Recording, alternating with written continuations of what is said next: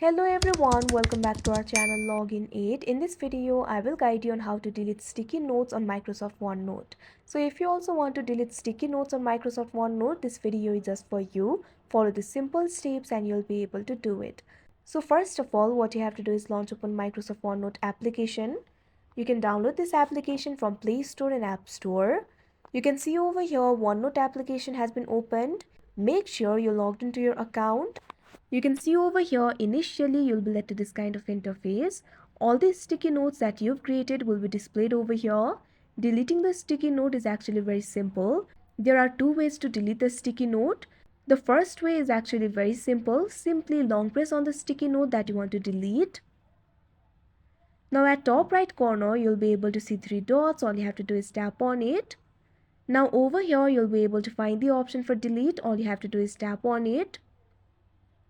Now this kind of pop-up will appear. Do you want to permanently delete the sticky note?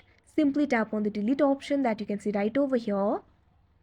Now you can see over here the sticky note has been deleted. There is also another way to do so. Simply tap on the sticky note that you want to delete. Now you can see over here that particular sticky note will be opened.